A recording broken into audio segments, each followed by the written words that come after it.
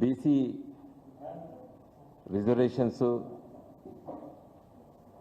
ముఖ్యంగా పంచాయతీరాజ్ ఎన్నికలు జరగవలసి ఉంది కాబట్టి దానిపైన రాష్ట్ర వ్యాప్తంగా ఈరోజు పెద్ద ఎత్తున చర్చ జరుగుతున్నది ఈ రిజర్వేషన్స్ 42% అమలు గురించేది. ఈ సందర్భంలో రాష్ట్ర ప్రభుత్వము రేవంత్ రెడ్డి గారి ముఖ్యమంత్రి ఆధ్వర్యంలో శాసనసభ బిల్లు పాస్ చేసి కేంద్రానికి మరి గవర్నర్ గారు పంపించడము, దానిపైన ఎలాంటి నిర్ణయం జరగలేదు కాబట్టి అదే విషయం పైన అదే సమస్య పైన ఒక ఆర్డినెన్స్ తీసుకొస్తామని చెప్పి క్యాబినెట్లో నిర్ణయము, తదనంతరము ఆర్డినెన్స్ తీసుకొచ్చి గవర్నర్ గారికి పంపించి మరి ఇప్పుడు వేచి చూస్తున్నది రాష్ట్ర ప్రభుత్వం ఆర్డినెన్స్ మరి తీసుకురావడానికి. ఆలస్యం అవుతుంది కాబట్టి మళ్ళీ నిన్నగాక మొన్న క్యాబినెట్ మళ్ళీ కూర్చొని మేము ఢిల్లీకి వెళ్ళి రాష్ట్రపతిని అదేవిధంగా ప్రధానమంత్రిని మంత్రుల్ని కలుస్తాము, మొత్తం మంత్రివర్గం కూడా అక్కడ ఢిల్లీకి వెళ్తామని చెప్పి కూడా నిన్నగాక మొన్న జరిగిన క్యాబినెట్లో నిర్ణయం తీసుకున్నారు. ఈ సందర్భంలో రాష్ట్ర వ్యాప్తంగా చర్చ జరుగుతుంది.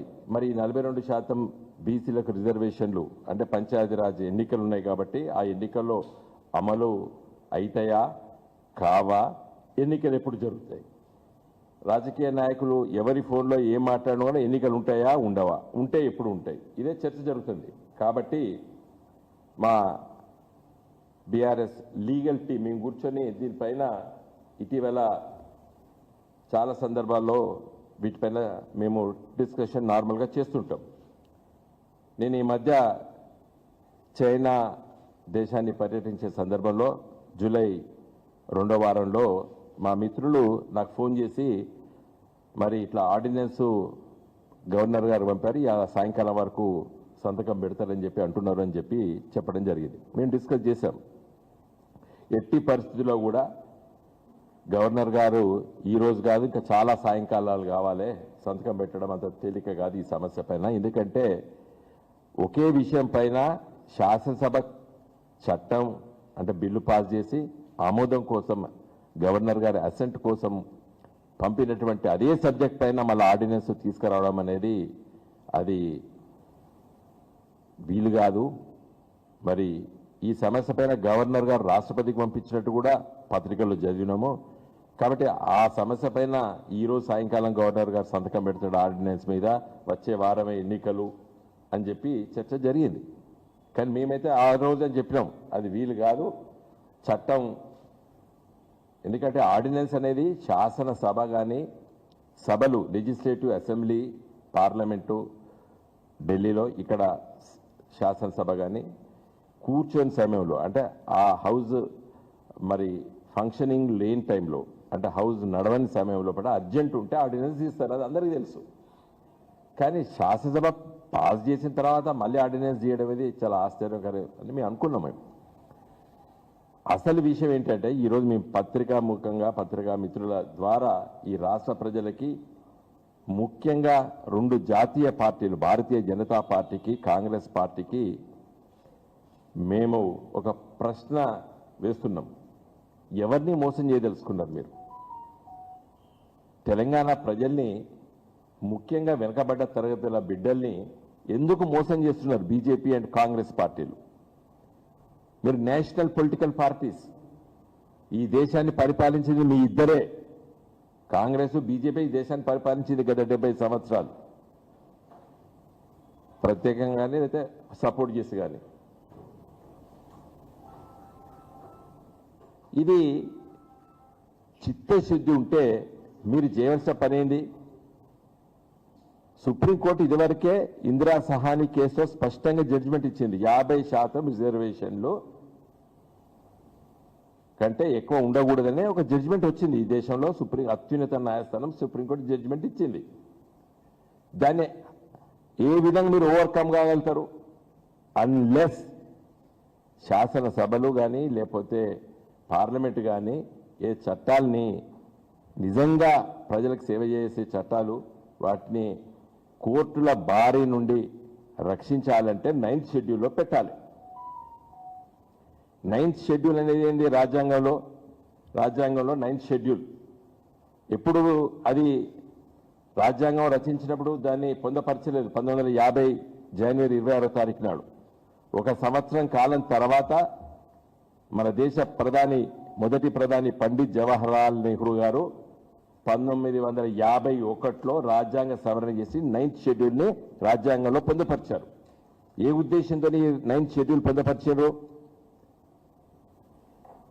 ప్రజాసేవ కోసం, ప్రజా సంక్షేమం కోసం చట్టాలు వచ్చినప్పుడు ప్రభుత్వాలు, రాష్ట్ర ప్రభుత్వాలు కానీ పార్లమెంట్ కానీ తీసుకొచ్చినప్పుడు కోర్టులోకి వెళ్ళి వాటిని ఛాలెంజ్ చేసి వాటిని నిర్వీర్యం చేయడానికి ప్రయత్నాలు జరుగుతాయి. ప్రజాస్వామ్య వ్యవస్థలో కోర్టుల ఇంటర్ఫియరెన్స్ లేకుండా ఉండడానికి కొన్ని ప్రత్యేకమైన చట్టాల్ని 9th షెడ్యూల్లో పొందపరచని చెప్పి 1951లో అప్పుడు ల్యాండ్ రిఫార్మ్స్ తీసుకొచ్చినప్పుడు దాన్ని రక్షించడానికి ఆ చట్టం తీసుకురావడం జరిగింది, 9th షెడ్యూల్. మరి ఇందిరా సహాని కేసు 50% కంటే రిజర్వేషన్లు ఎక్కువ ఉండకూడదని చెప్పి సుప్రీంకోర్టు అత్యున్నత న్యాయస్థానం తీర్పిచ్చింది. కాబట్టి ఆ తీర్పు నుండి రక్షించబడి ఆ తీర్పు దీనికి వర్తించదు అనే విధంగా చిత్తశుద్ధితోని మీరు ఈ బీసీలకు రిజర్వేషన్లు తీసుకురావాలంటే 9th షెడ్యూల్లో దాన్ని పెట్టాలి. మా పార్టీ బీసీ సెల్ నాయకత్వం పదే చెప్తుంది. ఇందిరా పార్క్ దగ్గర ధర్నా అయినప్పుడు చెప్పింది. నిన్న కూడా సభ ఏర్పాటు చేసి ఆ సమావేశంలో చర్చించి పత్రికా విలేకరుల ద్వారా కూడా చెప్పడం జరిగింది. నేను మిగతా విషయాలకు ఓడలేదు. బీజేపీ పార్టీ పార్లమెంట్లో, లోక్సభలో లీడర్ ఆఫ్ ది హౌస్ ప్రధానమంత్రి మోడీ గారు, ఎదురుగా కూర్చునేది ప్రతిపక్ష నాయకుడు రాహుల్ గాంధీ గారు. కాంగ్రెస్ పార్టీకి దాదాపు ఇప్పుడు 90 సీట్ల కంటే ఎక్కువ వచ్చినాయి. పెద్ద ప్రతిపక్షం లోక్సభలో. దాని నాయకుడు రాహుల్ గాంధీ గారు ఇటు కూర్చుంటాడు, ప్రధానమంత్రి గారు ఇటు కూర్చుంటాడు. వీళ్ళిద్దరు కలుసుకుంటే గంట లోపల ఈ బిల్లు తీసుకురావచ్చు. BJP and Congress party. Modi గారికి చిత్తశుద్ధి లేదు. బీసీలకు నిజంగా 42% తెలంగాణ రాష్ట్రంలో రిజర్వేషన్లు ఇవ్వాలని చిత్తశుద్ధి లేదు బీజేపీ పార్టీకి. కాంగ్రెస్ పార్టీకే అంతకంటే లేదు. ఇలా రాహుల్ గాంధీ గారు ప్రైవేట్ మెంబర్ బిల్లు పెట్టచ్చు కదా లోకసభలో రాహుల్ గాంధీ గారు ప్రైవేట్ మెంబర్ బిల్లు పెట్టండి, చర్చకు వస్తుంది పార్లమెంట్లో. దేశవ్యాప్తంగా బీసీల గురించి మాట్లాడతానని చెప్పే రాహుల్ గాంధీ గారు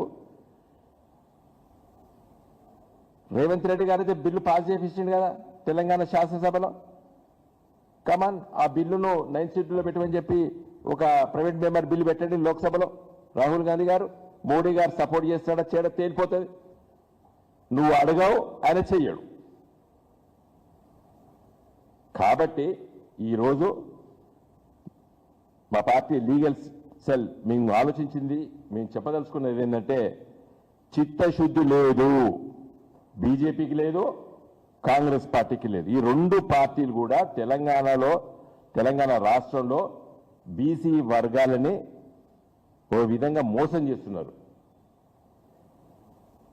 ఊరికే నేను అడుగుతా, నువ్వు కాదు నేను. ఇంకా బీజేపీ అయితే మేము మొన్న నియమించబడ్డటువంటి రాష్ట్ర అధ్యక్షుడు రామచంద్రరావు గారు కూడా మేము నెక్స్ట్ చీఫ్ మినిస్టర్ బీజేపీ ప్రభుత్వం వస్తే బీసీఏ సీఎం ఉంటాడని చెప్పారు. గిదే చేయనాడు మీరు బీసీ సీఎం అని ఎట్లా చేస్తారండి? ఎవరు నమ్ముతాడు మిమ్మల్ని? బీసీ రిజర్వేషన్లు పంచాయతీరాజ్ వ్యవస్థలో రిజర్వేషన్లే కోసం చిత్తశుద్ధి లేని బీజేపీ పార్టీ మీరు ఈ తెలంగాణ రాష్ట్రంలో సీఎం చేస్తామంటే ఎవరు నమ్ముతారండి మిమ్మల్ని? మీకు చిత్తశుద్ధి రుజువు చేసుకోవాలంటే 9th షెడ్యూల్లో పెట్టండి. కేసీఆర్ గారు 2017 ఏప్రిల్లో ఢిల్లీకి వచ్చి ప్రధానమంత్రి మోడీ గారిని కలిసి ఆనాడు మరి రిజర్వేషన్లు ఇది 9th షెడ్యూల్లో పెట్టండి అని చెప్పి కూడా అడగడం జరిగింది. మరి అది అట్లే ఉన్న పెండింగ్ ఉన్నది ఇప్పుడు ఢిల్లీలో. నిన్న రేవంత్ రెడ్డి గారు పాస్ చేసిన బిల్లు పెండింగ్ ఉన్నది. ఈ రెండు ఇంట్రడ్యూస్ చేయండి, ఈ రెండు 9th షెడ్యూల్లో పెట్టండి. అటు ఎస్టీ వర్గాలకి ఇటు బీసీ వర్గాలకి న్యాయం జరుగుతుంది. కాబట్టి ఇంకొక బీసీ నాయకుడు జియో తీసుకొస్తే సరిపోతుంది అంటారు. ఈ ఆర్డినెన్స్ చాలా గొప్ప ఆర్డినెన్స్ అని కొంతమంది మాట్లాడతారు. గవర్నరే సంతకం పెట్టని ఆర్డినెన్స్ ని చాలా మంచి ఆర్డినెన్స్ అని కొంతమంది మాట్లాడతారు. ఇది ఎక్కడిదండి? రాజ్యాంగంలో చాలా స్పష్టంగా చెప్పారు. సుప్రీంకోర్టు తీర్పు ఇచ్చింది ఇందిరా సహాని కేసులో. ఇంకొకటి ఆర్టికల్ 243D, దాంట్లో సెక్షన్ సబ్ క్లాస్ 6 దాంట్లో చాలా స్పష్టంగా ఉంది. ఏది పంచాయతీరాజ్ ఎన్నికల లోపట రాష్ట్ర ప్రభుత్వము వెనుకబడ్డ తరగతుల్లో కూడా రిజర్వేషన్ ఇచ్చుకోవచ్చు అని చెప్పి క్లాస్ 6 ఆఫ్ 243D చెప్తుంది. దాన్ని ఒక అమెండ్మెంట్ చేయొచ్చు కదా, లోక్సభలో రాజ్యసభలో పాస్ చేయొచ్చు కదా.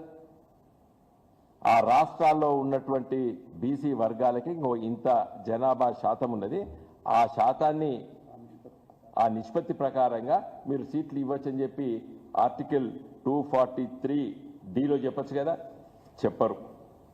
అక్కడ అది లేదు. 6 ఏం చెప్తుంది? Nothing in this part shall prevent the legislature of a state from making any provision for reservation of seats in any panchayat or offices of chairpersons in the panchayats at any level in favour of the backward class of citizens. 243D sub class ఉన్నది. ఇక్కడ ఇంకో 2 లైన్లు పెట్టేస్తే అయిపోతుంది. ఆ రాష్ట్రాల్లో BC వర్గాల జనాభా నిష్పత్తి ప్రకారంగా మీరు రిజర్వేషన్ ఇవని చెప్పి దీని ఒకటి అమెండ్మెంట్ ఎందుకు చేయడు మోడీ గారు? 243D సబ్ క్లాస్ Cకి ఇంకొక 2 సెంటెన్సెస్ రాస్తే అయిపోతుంది. Proportionate representation. అండ్ నేను ఇంతకుముందు చెప్పినట్టు కేసీఆర్ గారు 2017లో పాస్ చేసినటువంటి బిల్లు ఇంకా పెండింగ్ ఉన్నది కేంద్ర ప్రభుత్వం దగ్గర. దాన్ని నిన్న రేవంత్ రెడ్డి గారు కూడా పాస్ చేసింది. ఈ 2 పెట్టచ్చు కదా. ఈ రేవంత్ రెడ్డి గారు డ్రామా అయింది.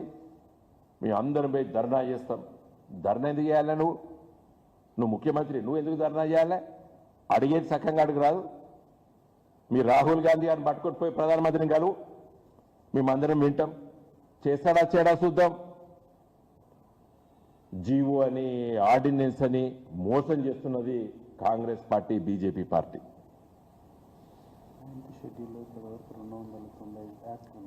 ఇప్పటి వరకు 9th షెడ్యూల్లో దేశంలో మొదటిసారి నెహ్రూ గారు 1951లో వచ్చినప్పుడు ల్యాండ్ రిఫార్మ్స్ చట్టాన్ని తీసుకొచ్చిండు, దాంట్లో పొందుపరిచాడు.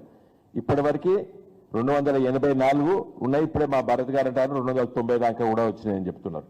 నేను చదివినప్పుడైతే 284 ఉండే.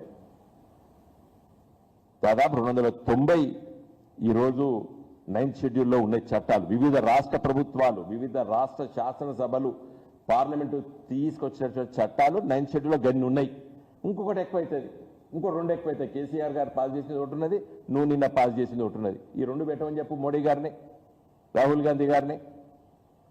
చిత్తశుద్ధిగా Congress party private member bill పెట్టండి పార్లమెంట్లో.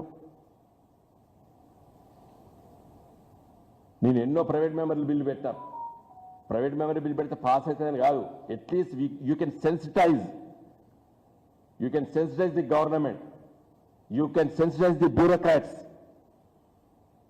నేను ఆంధ్రప్రదేశ్ రాష్ట్ర విభజన చట్టంలో పెట్టిన చాలా ప్రైవేట్ మెంబర్ బిల్స్ ఎన్నో పెట్టాం. అవన్నీ ఇప్పుడు చర్చ అప్రస్తుతం.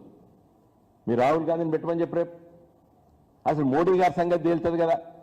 ఆయన చిత్తశుద్ధి ఉన్నదా లేదా వెనకబడ్డ తరగతుల పట్ల.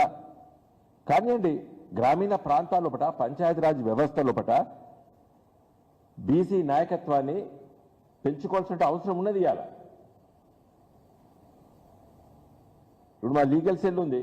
నేను ఒక ఎగ్జాంపుల్ చెప్తున్నా. హైకోర్టులో పట టీఆర్ఎస్ గవర్నమెంట్ ఉన్నప్పుడు ఎస్సీ ఎస్టీ బీసీలకు ఏజీపీలు జీపీలు మేము ఇచ్చినంత ఎవడు ఇవ్వలేదు దేశంలో పట. That is the real strength. చిత్తశుద్ధి ఉండదలుచుకుంటే 25-30 మంది ఎస్సీ పిల్లలకే ఏజీపీలు ఇచ్చినాం, స్టాండింగ్ కౌన్సిల్స్ ఇచ్చినాం. అడ్వకేట్ జనరల్ మొత్తం ఆ సమైక్య ఆంధ్రప్రదేశ్లో 60 ఏండ్లు మొదటిసారి అడ్వకేట్ జనరల్ని కేసీఆర్ గారు నియమించారు అడ్వకేట్ జనరల్గా. అది చాలా అత్యున్నతమైనటువంటి పోస్టు. వెనుకబడ్డ తరగతుల నుండి ప్రసాద్ గారిని కేసీఆర్ గారు అపాయింట్ చేశారు. ఫస్ట్ టైం ఆంధ్రప్రదేశ్ సమైక్య ఆంధ్రప్రదేశ్ రాష్ట్రంలో పెట్టలేదు. హైదరాబాద్ హైకోర్టులో ఒక బీసీ అడ్వకేట్ జనరల్గా రాలేదు, కేసీఆర్ గారు తీసుకొచ్చారు. మార్కెట్ కమిటీలో పట వెనుకబడ్డ తరగతుల వాళ్ళకి మార్కెట్ కమిటీ చైర్మన్స్ రిజర్వేషన్లు అమలు చేసినాం. మహిళలకి మార్కెట్ కమిటీ చైర్మన్లు రిజర్వేషన్లు తీసుకొచ్చినాం. కార్పొరేషన్స్కి వెనుకబడ్డ తరగతుల నాయకత్వాన్ని చైర్మన్లకి తీసుకురావడం. రిజర్వేషన్స్ చట్టం ఏం లేదు, చిత్తశుద్ధి ఉన్నది. ఇలా బీజేపీకి చిత్తశుద్ధి ఉంటే ఈ 2 చట్టాలని 9th షెడ్యూల్లో పొందుపరచాలి. ఆర్టికల్ 243(d)ని అమెండ్మెంట్ చేయాలి. చిత్తశుద్ధి ఉంటే అది చేయాలి. రేవంత్ రెడ్డి గారు మీరు ఢిల్లీ పోయి ధర్నాలు బిర్నాలు కాదు కావాల్సింది, ఆ డ్రామాలు కాదు కావాల్సింది. మంత్రులు పోయి అలా కాదు, స్ట్రేట్గా మీరు రాహుల్ గాంధీ గారి ఇంటికి పోండి, ప్రైవేట్ మెంబర్ బిల్ పెట్టుకున్నాడు, లేదా రాహుల్ గాంధీ గారిని తీసుకొని ప్రధానమంత్రి గారి దగ్గర మోడీ గారి దగ్గర పోండి, 9th షెడ్యూల్లో పెట్టేటట్టు ప్రయత్నం చేస్తేనే మీరు ముఖ్యమంత్రిగా ఈ రాష్ట్రంలో పంచాయతీరాజ్ వ్యవస్థలో పట 42% రిజర్వేషన్స్ తీసుకురావడానికి చిత్తశుద్ధి ఉన్నట్టుగా మేము భావిస్తాం. లేకపోతే డ్రామాగానే ఫీల్ కావాల్సి వస్తుంది. జై తెలంగాణ.